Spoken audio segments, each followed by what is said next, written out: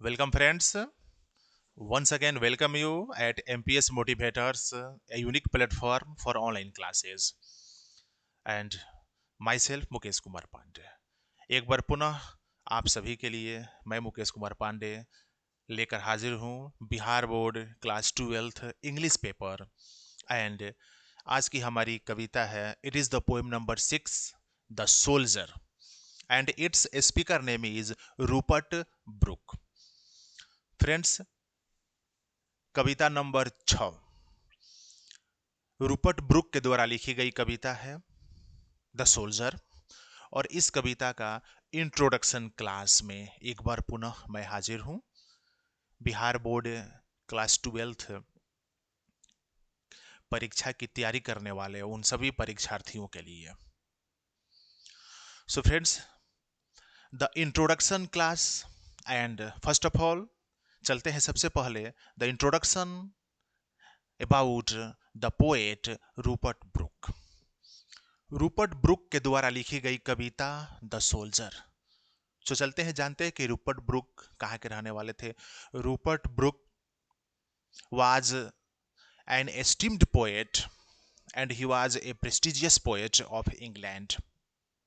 He was a young poet too. He was a soldier also. He was a soldier of Royal Army of England. He was born in the year of 1887. 1887 में England में Rupert book का जन्म हुआ था. Rupert book एक ख्याति प्राप्त नौजवान कवि थे. इंग्लैंड के आर्मी का एक जवान भी थे.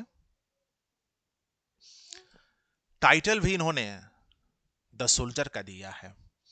सोल्जर, सिपाही, सेना का जवान. और ये स्वयं एक सेना का जवान थे. इंग्लैंड में इंग्लैंड आर्मी, रॉयल आर्मी कहलाती है इंग्लैंड की आर्मी. और वहां पर ये स्वयं सोल्जर भी थे, कवि भी थे. He got education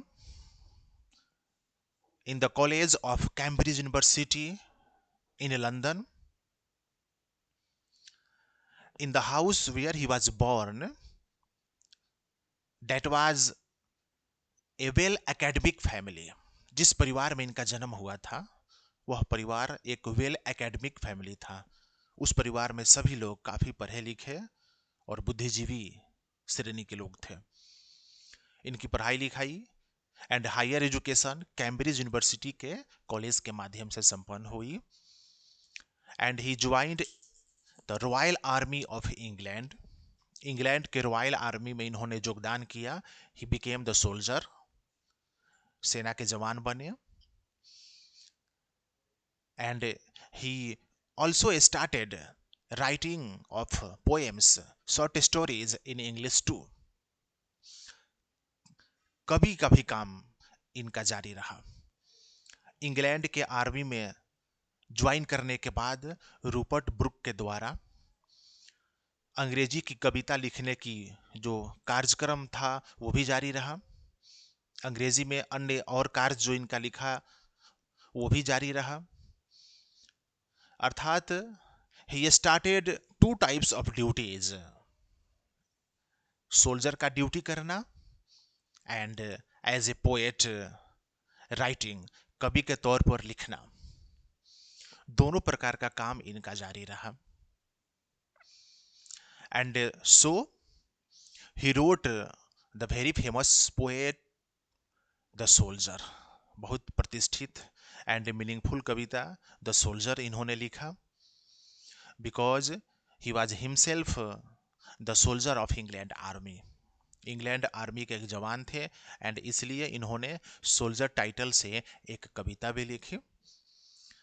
and all of you know what are the duties of a soldier for his country. एक कंट्री के लिए एक सेना के जवान की क्या ड्यूटीज होती है. He thinks only about his country from morning to evening and to whole night. He is dedicated for his country people. एक सेना के जवान जो सुबह से शाम तक अपने देश के बारे में सोचता है, पूरी रात देश के बारे में सोचता है, देश के लोगों के प्रति समर्पित रहता है. He has country love. He has sympathy for his country. He has affection for his country. And his heart is totally filled with patriotism. और एक सेना के जवान का जो दिल होता है वो देशभक्ति से पूरी तरह से भरा रहता है, देश भावना से भरा रहता है. सिमिलरली रूपर्ट ब्रुक का भी कार्य यही था. Rupert book was dedicated for his country England. He had sympathy for his country people. He wanted to sacrifice his life for his country and for his country people. Rupert book अपने देश के प्रति समर्पित थे, देश प्रेम की भावना उनके मन में थी, एंड इसलिए वो अपने देश के लिए अपनी प्राण न्यौछावर करना भी चाहते थे. So friends, the introduction about Rupert book.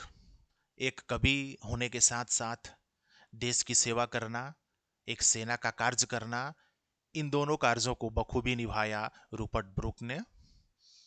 But unfortunately at the small age of life, जीवन के बहुत ही कम समय में, ही left this world in the year of 1915. 1915 में इस दुनिया से विदा हो लिए due to a type of disease. एक प्रकार के बीमारी के वजह से इनकी मृत्यु हो गई 1915 में.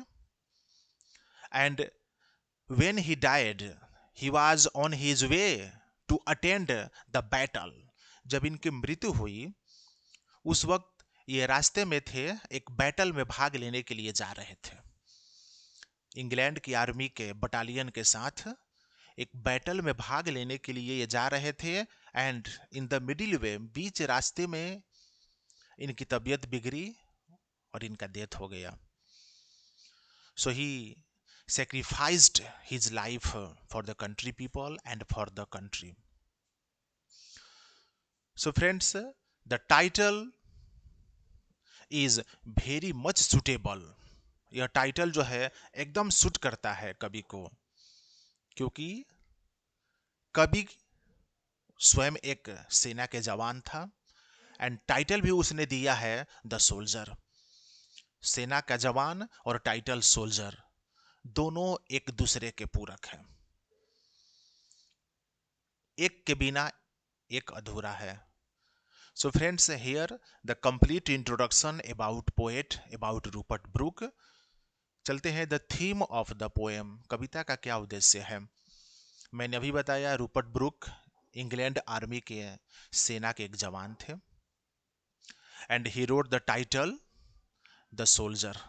टाइटल में इन्होंने शीर्षक में लिखा सोल्जर, सेना का जवान, सेना का सिपाही.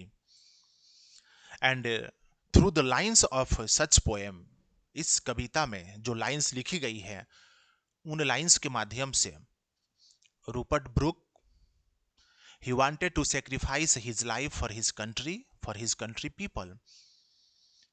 अपने देश के लिए अपनी प्राण न्यौछावर करना चाहते हैं, अपने देश के लोगों के लिए अपनी प्राण को न्यौछावर करना चाहते हैं. He thinks only about his country. वो सिर्फ अपने देश के बारे में सोचते हैं. And he thinks for the welfare of his country. अपने देश के कल्याण के बारे में सोचते हैं. So definitely the title, the soldier, the title depicts the patriotism shown by the author, the speaker. देशभक्ति की जज्बा यहां पर झलक रही है जो ऑथर के द्वारा दिखाई गई है. A huge patriotism was displayed by the author through the title The Soldier. इस शीर्षक के माध्यम से रूपर्ट ब्रुक के द्वारा अपनी देश के प्रति, अपने देश के लोगों के प्रति देशभक्ति की वो भावना दिखाई गई है, देशभक्ति की वो जज्बात दिखाई गई है. And he gives a meaning for the further generation that you must think about your country people and serve your country। और एक लेसन भी देते हैं कि आप अपने कंट्री के बारे में सोचें, अपने कंट्री के बारे में सहानुभूति रखें, अपने कंट्री से प्रेम करें।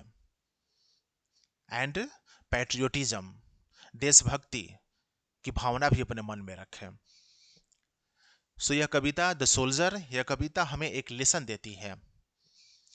लाइक रूपर्ट ब्रुक के तरह we must love our country, we must be ready for fight against the enemies of our country, as Rupert Brooke was always ready to sacrifice his life for his country,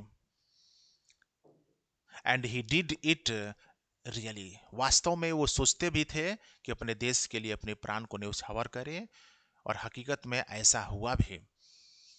सो आज की जो हमारी कविता है, जो introduction class में हम लेकर चले हैं, poem number 6, Bihar board class 12 English paper से। यह निश्चित रूप से कविता जो है एक देशभक्ति कविता है, देश भावना से भरी हुई कविता है, जिसमें रूपर्ट ब्रुक अपनी देशभक्ति, अपनी देश भावना को एक्सप्रेस कर रहे हैं, बता रहे हैं वो अपने देश के लिए क्या करना चाहते हैं, वो अपने देश के लिए अपनी प्राण क्यों न्यौछावर करना चाहते हैं, देश सबसे पहले क्यों आता है एक सोल्जर के लिए। Why country is first for a soldier, एक सोल्जर के लिए उसका देश सबसे पहले, उसके बाद अदर थिंग्स, अदर मैटर्स। और यही बात रूपर्ट ब्रुक पर भी लागू होती है, उनके लिए भी उनका कंट्री सबसे पहले था, क्योंकि एक सोल्जर के लिए उसका कंट्री ही सब कुछ है, उसका कंट्री सब कुछ देता है एक सोल्जर को, इसलिए सोल्जर सिर्फ अपने कंट्री के बारे में सोचता है। सो फ्रेंड्स, आज का इंट्रोडक्शन क्लास में रूपर्ट ब्रुक के बारे में हमने जाना, and the theme of the soldier, इस कविता का जो क्या उद्देश्य है उसके बारे में जाना। रियली एक बहुत ही सुंदर कविता रूपर्ट ब्रुक के द्वारा लिखी गई है। कल के नेक्स्ट क्लास में हम जानेंगे the summary in Hindi and English, and इसको विस्तृत रूप से चर्चा करेंगे और क्या क्या बातों का जिक्र कर रहे हैं रूपर्ट ब्रुक। आप हमारे इस वीडियो को MPS motivators, a unique platform for online classes के माध्यम से देख रहे हैं। You must like, you must share, you must subscribe our video. Bihar board के क्लास 12 के उन सभी परीक्षार्थियों के लिए जो 2023 में होने वाली परीक्षा के लिए अपनी किस्मत आजमा रहे हैं, परीक्षा की तैयारी कर रहे हैं। आशा करते हैं हमारे वीडियो के माध्यम से आपकी तैयारी और बढ़िया होगी और अच्छी होगी। हमारे इस वीडियो को आप देखें, लाइक करें, शेयर करें, अपने मित्रों में इसको शेयर करें, हमारे चैनल को सब्सक्राइब करें। MPS motivators, a unique platform for online classes. मिलते हैं नेक्स्ट वीडियो में for the complete summary of poem number 6। तब तक के लिए थैंक यू वेरी मच।